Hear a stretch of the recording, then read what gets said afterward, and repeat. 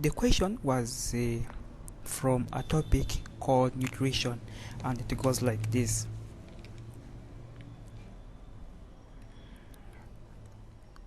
The table below shows the results of an experiment carried out to determine the rate of photosynthesis at different light intensities and varying carbon dioxide concentrations. The rate was determined by counting the number of bubbles per minute. The rate of photosynthesis was determined by counting the number of bubbles per minute. The temperature was kept constant during the experiment. Now this is the table. This is having light intensity 1500, is having 6000 light intensity, is also having 10,000 light intensity. Now the concentration of carbon dioxide we have 0.0%, 0.3%, 0.6%, 0.9%, 1.2%, 1.5%, and 1.8%. Now the number of bubbles or the rate of photosynthesis at a light intensity 1500, we have 0.0, we have 16, we have 30, 38, 40, 40, 40. Then at 6000 we have 0, 52, 80, 96, 100, 98, and then 100. Then at 0% of carbon dioxide we are having 0 number of bubbles. Then at 0.3 we are having 80, at 0.6 we are having 100, then 115, 120, 122, and 100. The question is, on the graph paper provided, draw a graph for each of light intensities.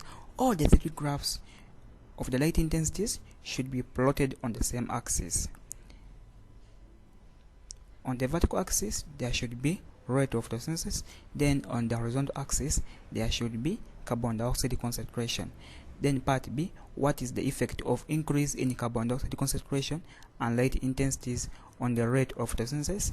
Then lastly, briefly explain how aquatic green plants meet light intensities and carbon dioxide concentration is the requirements. Now we are starting on our graph. We have the graph paper. Now we first number. Which number is that? It is number 1A. Then we get a title from the question. This is the title: a graph showing the rate of photosynthesis and carbon dioxide concentration at different light intensities. Then from there we draw our axis. We have the horizontal, and then we draw the vertical one. Then we shall mark a 2 centimeter from here to here. It is 2 centimeter.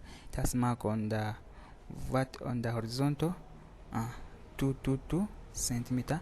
Then on the vertical we shall also mark after 2 centimeter 2 centimeter. Then after we shall get a scale. Our scale, vertical scale, 2 centimeter represent 10 bubbles per minute. Then on the horizontal scale, 2 centimeter represents 0.3% carbon dioxide concentration. Now let us start filling. 0.3 plus 0.3 we get 0.6, plus 0.3 we get 0.9, plus 0.3 we get 1.2, plus 0.3 we get 1.5, plus 0.3 we get 1.8, plus 0.3 1.9, plus 0.3 we get 2.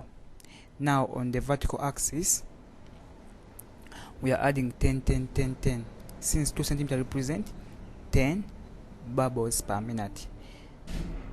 I've forgotten something to tell you, that after drawing these axes, remember to label those axes. For here we have carbon dioxide concentration and put the unit as percent.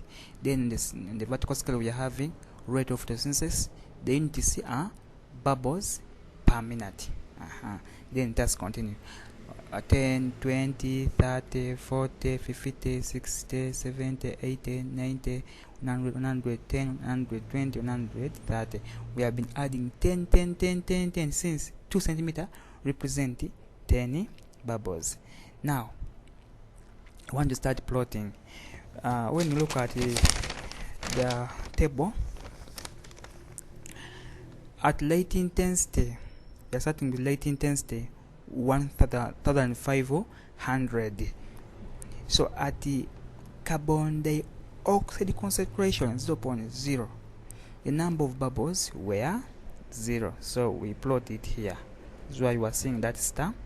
Then at the 0.3 here, carbon dioxide concentration, the number of bubbles or the rate of photosynthesis was 16. So I will move this is 10. In between 10 and 20 we have 15 in the middle. So to get 16 we shall add one small box. Since in between 10 and 20 we are having 10 small boxes, it means that each small box it represents 1. So to get to plot 16 we shall base here, then we look for 15, it is here, then we add one small box on 15, that one will make it 16. Then we plot that part, we put our star. Then next is at 0.6 concentration here, the rate of photosynthesis was 30. So I'll remove and put it here. I plot 30. Then at 0.9 the rate of photosynthesis was 38. 0.9 it was 38. So I look for 30. In between 30 and 40 is 35 here. Then I'll add the 3 boxes up to here to make it 38. Then at 1.2, at 1.2 here, the rate of photosynthesis is 40. So I look for my 40 is here, I plot my 40. Then at 1.5 it is also 40. Then at 1.8 it is also 40. Then after I will join those lines, those points. Then after I label that graph. It is for light intensity 1500. Then I'm going to plot another one for light intensity 6000. At 0 it is also 0, so we shall put our star here, which is already there. Then at 0.3 we shall base here. At 0.3 the rate of photosynthesis is 52, so we shall move upwards. This is 50. Then we shall, from 50 here we shall add 2 small boxes. Then that's 52. Then at 0.6 we have 80, so we shall move upwards from 80 is here. Then I put my star there. Then at 0.9 it was 96, so I will remove. This is my 90, 95 here in the middle, 190. So just add one small box to make 96. Then at 1.2 it was 100. At 1.2 it is 100, so 100 is here. Then at 1.5 it was 98. 1.5, so I will remove. This is 95. I will add 3 boxes.